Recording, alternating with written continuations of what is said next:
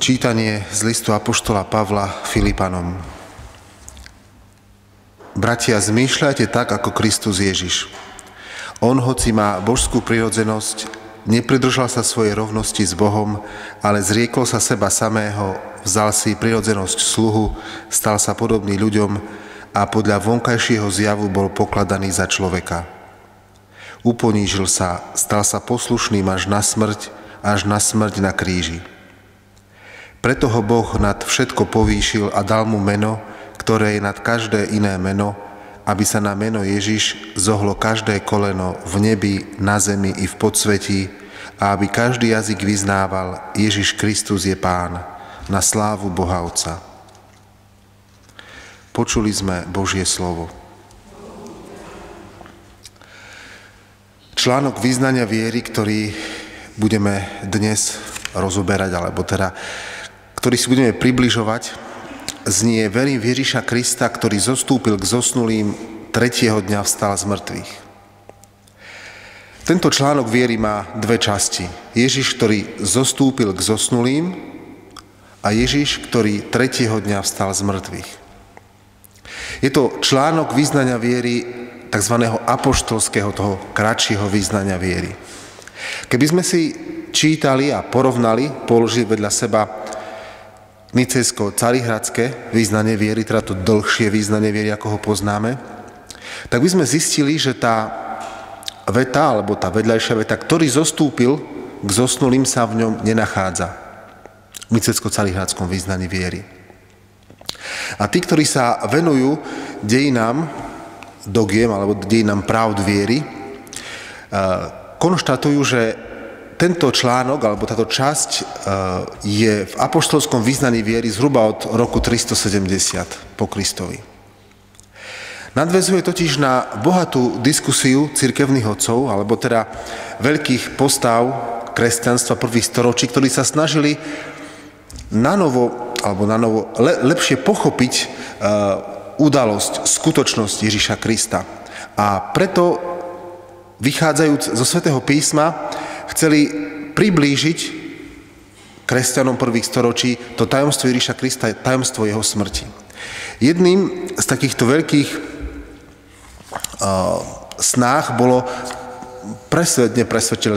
ukázať, že Ježiš skutočne zomrel. Totiž boli rôzne blúdy, sme si to minule pripomínali, ktoré uvažovali nad Ježišovou smrťou ako nad zdanlivou smrťou. Aby sme si minule povedali, že Ježiš Kristus skutočne zomrel a bol pochovaný. A jeho zostúpenie k zosnulým, ktoré sa spomína v 1. Petrovom liste, sa uvádza, a potom ešte na iných miestach, znamená, že Ježiš sa dostal do, povedané rečou staršej slovenčiny, do predpeklia.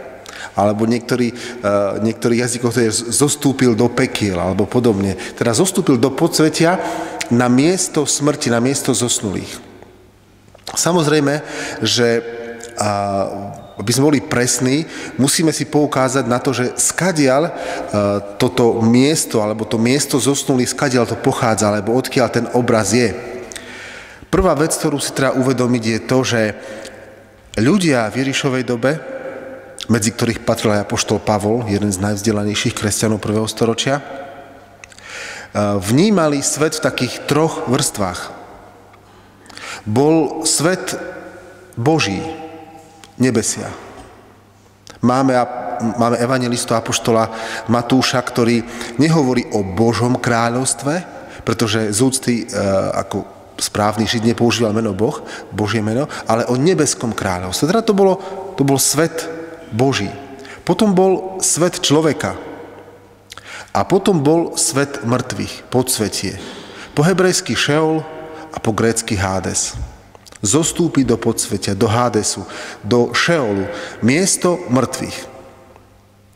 Čo však je veľmi zaujímavé a čo nachádzame aj v Starom zákone a v Novom zákone, v Svetom písme, je to, že to podsvetie bolo predsa len tak trošku triedené. Že bol tzv. Dobrý Šeol, teraz to zjednodušujem, a zlý Šeol. Dobré podsvetie a zlé podsvetie. Alebo ešte lepšie povedané, podsvetie pre dobrých a podsvetie pre zlých. Odozvu toho nachádzame aj v Evanjeliu. Známe podobenstvo o boháčovi a Lazárovi v Lukášovom Evanjeliu. Tam čítame o tom, že keď aj boháč aj Lazár zomreli, dostali sa na miesto mŕtvych do podsvetia. Ale kým boháč bol v mukách, v utrpení, Lazár bol v Abrahámovom lone. Lazár bol v dobrom podsveti, v dobrom šeole. Ten bol v nedobrom šeole. A tu prichádzame k jednému takému deleniu, ktoré prechádza celým Svätým písmom a rieši sa aj v múdroslovných knihách, že aký zmysel má robiť dobro, byť spravodlivým v pozemskom živote. Jedna z múdroslovných kníh na to dáva odpoveď, že duše spravodlivých sú v Božích rukách. A tu milí bratia a sestry, ktorí počúvame túto katechézu, bolo by dobre si tak uvedomiť, že keď Kristus zostupuje k zosnulým, aby tam povedané rečou jedného teologa Pospíšila, aby v čase, aby išiel proti smeru času, aby v čase šiel dozadu až na úplný začiatok. Povedané alebo nakreslené obrazom, jedným známa ikona, je ako Ježiš Kristus zostupuje do podsvetia a ide proti smeru času, abstraktne povedané, ide, aby sa stretol s právcom Adamom a s pramatkou Evou. A aby ich vytiahol z hrobu. Veľmi známa ikona. Na rôzne spôsoby maľovaná, ale veľmi známa. Nachádza sa, ak sa nemýlim, aj v kaplnke Redemptoris Mater. Teda Ježiš Kristus tým, že zostúpil k zosnulým, priniesol záchranu, spásu aj tým, čo zomreli pred Kristovou smrťou na kríži, pred jeho vtelením. Teda Kristova smrť na kríži, ktorá predchádza jeho zostúpeniu k zosnulým, jeho smrti, teda je jeho smrťou, je vstúpením do moci podsvetia, kde boli ľudia oddelení od blaženého videnia Boha. A Kristus ohlasuje radostnú zvesť v zmysle nie, že podáva informáciu, ale vyťahuje spravodlivých ku spáse. Z moci podsvetia. Prekonáva skutočnosť smrti. Robí zo smrti nie bránu do zatratenia, ale robí zo smrti bránu do života.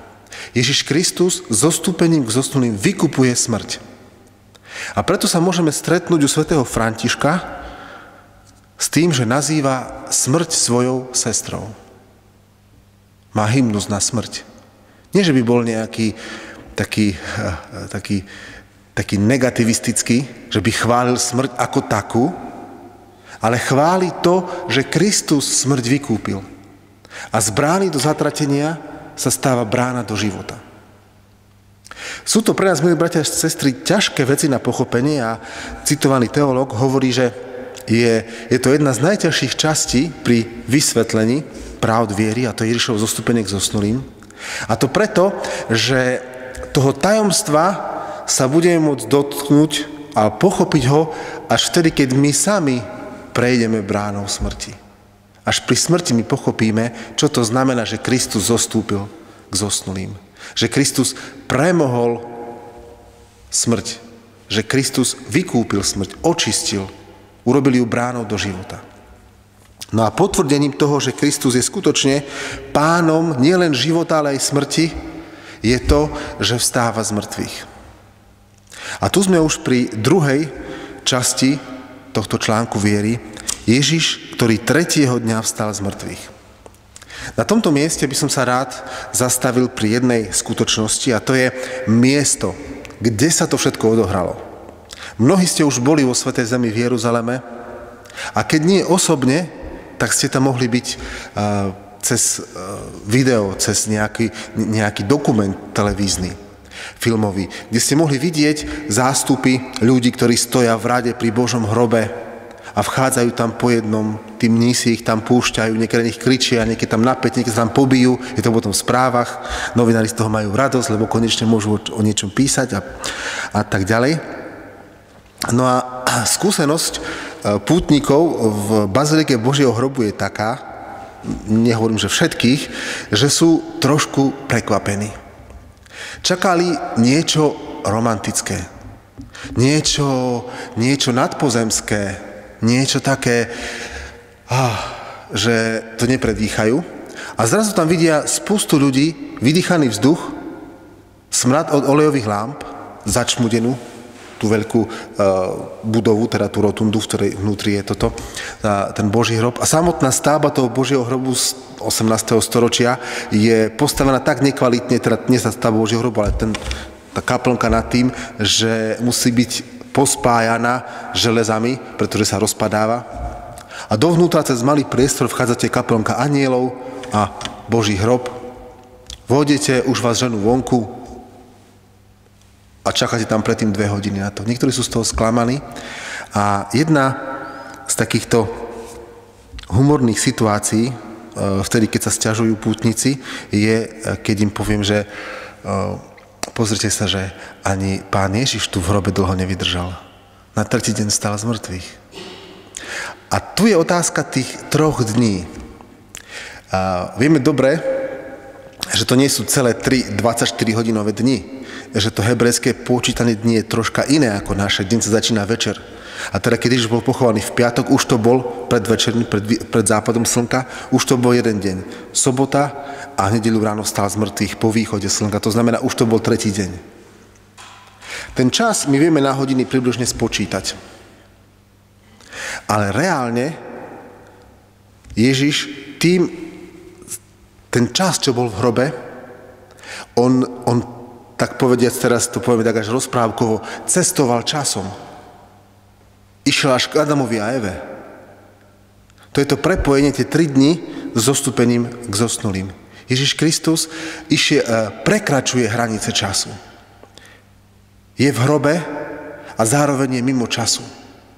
Sú to veci, ktoré sú skutočne tajomstvom a niekedy veľmi ťažko formulovateľné v našich pojmoch. Čo však je úžasné na tom je to, že Kristus sa stáva slovami apoštola Pavla, ktoré v liste Rimanom zdôrazňuje, novým Adamom aj v liste Galatianom. Ježiš je nový Adam. Ježiš je začiatok nového stvorenia. Prvočína vzkriesenia, ako apoštol Pavol v liste Korinťanom hovorí. Ježiš je prvý, ktorý bol vzkriesený. Pričom to jeho vzkriesenie z mŕtvych je ani nie tak vrátenie späť k tomu istému biologickému životu, ako to bolo napríklad v prípade Jairovej dcéry, v prípade naimského mládenca, alebo ešte lepšie v prípade Lazára. Pretože všetci tí traja, o ktorých máme zmienku v evanjeliách, boli vzkriesení a vrátení späť rodičom, matke, Marte a Márii v prípade Lazára. Ale potom zomreli. Hrob Lazára je na Cypre. Ježišovo vzkriesenie z mŕtvych je oslávenie ľudskej prirodzenosti. Je vstup do slávy. A tu nám musíme hľadať paralelu nie u Jairovej dcéry, naimského mládenca a Lazára, ale musíme hľadať paralelu na hore premenenia, kde Ježiš zjavuje svojim učeníkom svoju slávu. Ako im zjavuje? Zahalí ich oblak. Ježiš sa stáva svetlým, zbeleje mu odev a z neba zaznieva hlas, toto je môj milovaný syn, počúvajte ho. Milí bratia, sestry, na hore premenenia, keď tieto veci učeníci vidia, im strašne dobre, zahalí ich čosi, čo ich presahuje. A keď potom schádzajú dole z hory premenenia, na hore Tábor, v Izraeli je tam jedna kaplnka, tak na boky, málo kedy si ju niekto všimne po ceste, ak sa ide. Kaplnka, kedy Ježiš hovorí svojim učeníkom, že nehovorte nikomu o tomto videní, kým syn človeka nevstane z mŕtvych. A to je práve ten referenčný, vzťažný bod pre nás, keď uvažujeme o jeho zmŕtvych staní. Kristus pri vzkriesení je oslávený. a vstáva z mŕtvych, je oslávený v diele Najsvätejšej Trojice, pretože skriesenie Ježiša Krista je dielom Otca, Syna i Ducha Svätého. Ježiš Kristus pri skriesení zjavuje Božiu slávu. Ježiš Kristus pri skriesení nám ukazuje nový rozmer, potenciál našej ľudskej prirodzenosti, ktorá je prijatá do života Najsvätejšej Trojice, ktorá je prijatá k Bohu. A tu by som odkázal na ďalšiu ikonu. Bohatstvo východnej cirkvi je v tom úžasné, v tom znázornení.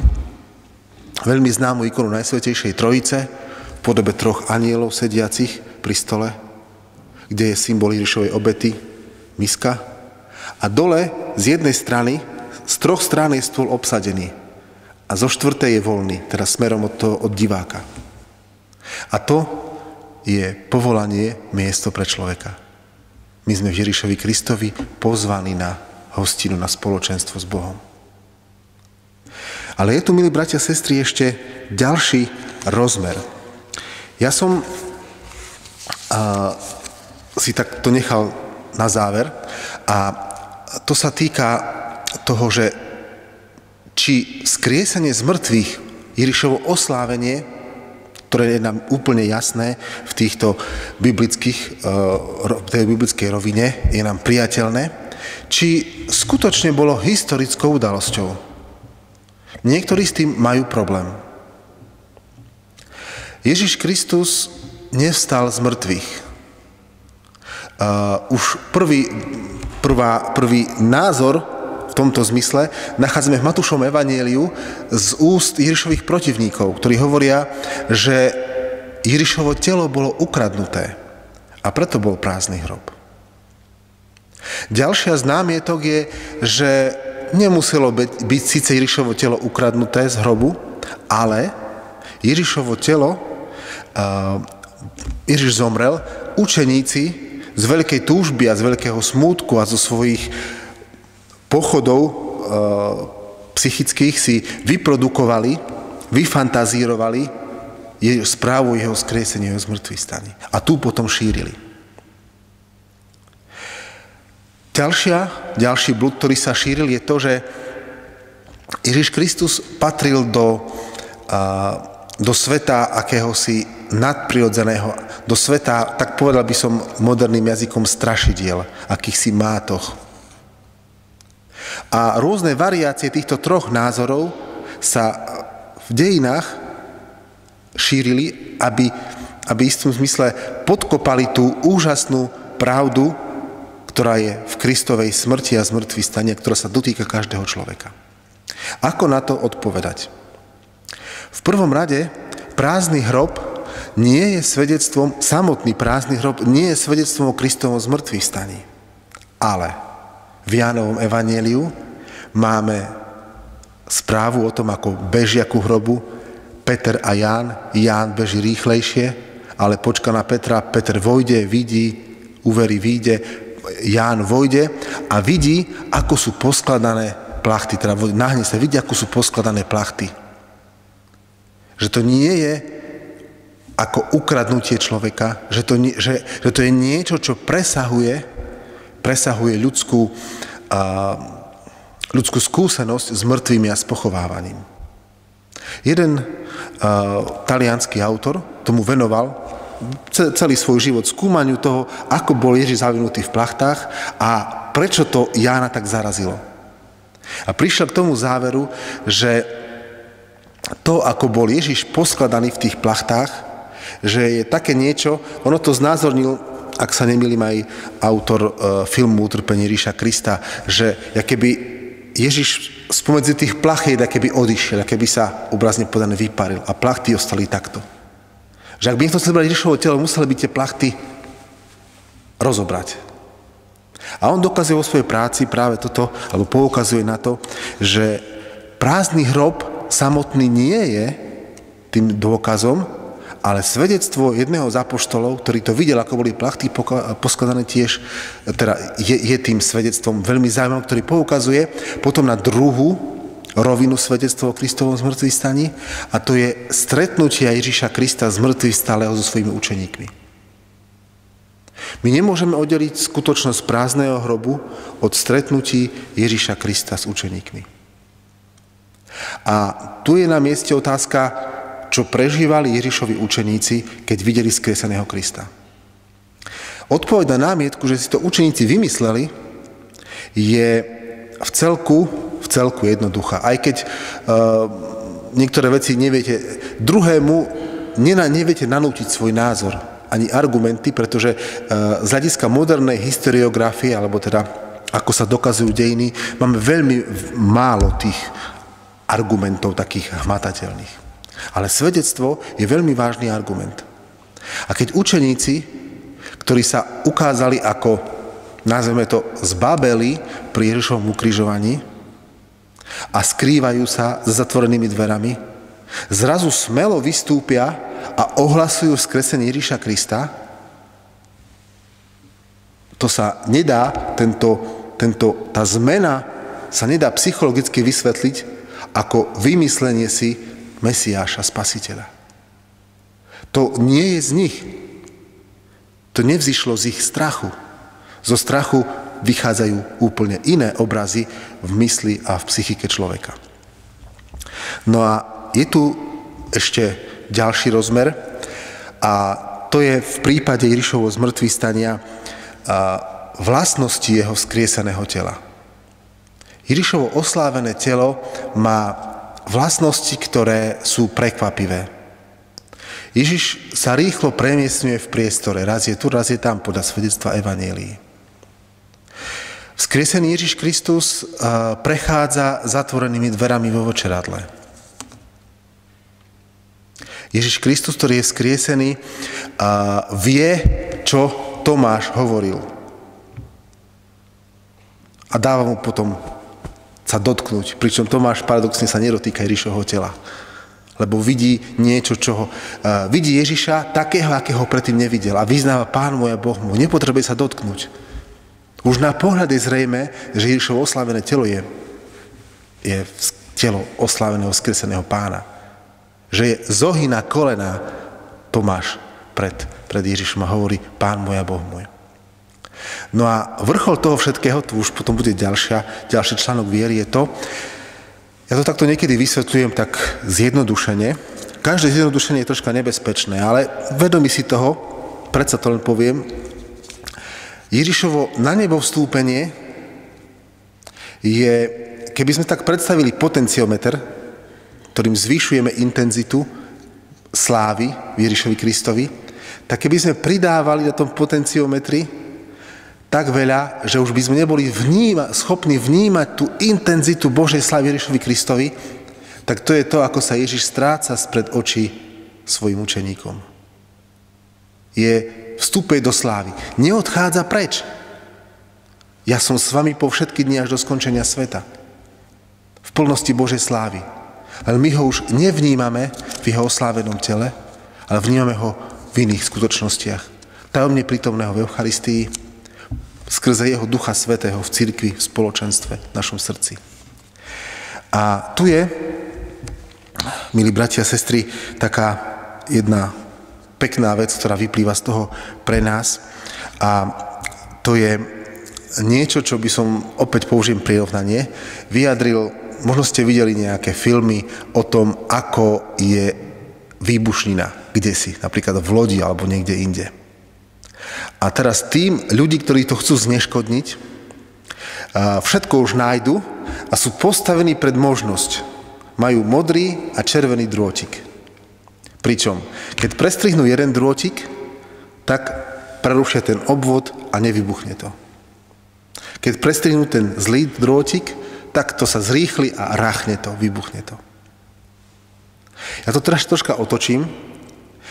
Božie dielo spásy v Ježišovi Kristovi je taká výbušnina, ktorá neničí, ale ktorá otvára. Ničí zlo a otvára čosi dobré, čosi nové. A nepriateľ našej spásy mal tam 2 drôtiky. Teda jeden. V rôznych farbách Ježiša Krista. A myslel si, že Kristovou smrťou na kríži, že sa preruší obvod, že koniec, že vyhrá. Ale čo sa stalo? Nastal výbuch, nastalo otvorenie svetla v novom rozmere. Ježiš Kristus svojou smrťou a zmŕtvychvstaním nám otvoril život. Dal nám to, čo sme si sami nemohli dať. Ježišovi Kristovi môžeme a vďaka jeho smrti a vďaka jeho vykúpeniu aj tých zosnulých môžeme na Veľkú noc spievať o šťastná vina našich právcov, prarodičov Adama a Evy, o šťastná vina, pre ktorú k nám prišiel taký vznešený vykupiteľ. A tu môžeme tak nanovo chápať aj to, čo apoštol Pavol v liste Rímanom v 7. kapitole píše, že tým, čo milujú Boha, všetko slúži na dobré. A môžeme tu pochopiť ešte ďalšiu vec, a to je opäť v liste Rímanom, kde v 8. kapitole apoštol Pavol končí hymnom na Božiu lásku a hovorí, že Boh nás miluje a my to nevieme zmeniť, našťastie. My nevieme prestrihnúť drôtik Božej lásky. Môžeme sa rozhodnúť proti Bohu, ale nevieme prestrihnúť to, aby nás On mal rád. A to dielo spásy, dielo Božej lásky je v Ježišovi Kristovi prítomné a jeho smrť a zmŕtvychvstanie, ktoré vždy idú dokopy, nemôžeme to oddeľovať, sú tým dotykom, kedy Boh, tak povedať, keď pracujete v záhradke, ja teda veľmi neviem sa starať o kvety, aj kaktusy u mňa zahynú, ale keď presádzate, tak pekne zoberiete ten kvietok aj s nejakou... Viem, že to pri stromoch sa to robí ako technika aj na stromy, že celý strom sa dokáže presadiť. Už aj väčší strom, na to je taký stroj, ktorý ho pekne aj s koreňami vyťahne a presadí kde si inde. V Ježišovi Kristovi, milí bratia a sestry, Boh nás vytrhol z hriechu a presadil do svojej záhrady, do svojej záhradky. A tak záver, ono zdalo by sa teraz také všetko ideálne, že to všetko je teraz dobré a tak dajme si teraz slávnostnú večeru a majme sa radi a tak. Nie je to až také ľahké. A svätý otec Benedikt XVI vo svojom uvažovaní knihe o Ježišovi Kristovi, Ježiš Nazarecký, hovorí, že predsa len nám tu ostáva jedna otázka, ktorú položil Júda Ježišovi pri poslednej večeri, keď hovorí, že Pane, a prečo seba chceš zjaviť nám a svetu nie? Prečo nejdeš na to tak, že by to každému naraz a všetko bolo jasné, ale ideš cez svedkov? Prečo si Boh vyberá 12 apoštolov za svedkov? Prečo je to postavené na svedectve Márie Magdalény a potom tých 12 apoštolov? Prečo si vybral len jeden národ, Izrael, vyvolený národ? Prečo Boh takto koná? Týchto otázok je veľa a pápež Benedikt XVI hovorí, pretože Boh má nás rád ako slobodných ľudí. Pretože na nás netlačí, dáva nám slobodne objavovať tú pravdu a povedané, jeho slovami, teda pápeža Benedikta, tížko klope na dvere nášho srdca. A tak vám prajem a sebe tiež, aby sme tak objavovali tú šírku, výšku a hĺbku Kristovej obeti na kríži o zmŕtvychvstania. Apoštol Pavol, keď o tom písal, keď o tom vravel, lebo on písal listy tak, že ich diktoval, tak bol z toho vždy nameko a vždy bol z toho mimo a hľadal vhodné pojmy a nazval to v jednom zo svojich listov, že ani oko nevidelo, ani ucho nepočulo, ani do ľudského srdca nevystúpilo, čo Boh pripravil tým, ktorí ho milujú. A tak vám prajem radosť a nádej práve na túto božskú chuť. Amen. Sláva Otcu i Synu i Duchu Svätému, ako bolo na počiatku, tak nech je i teraz, i vždycky, i na veky vekov. Amen. V mene Otca i Syna i Ducha Svätého.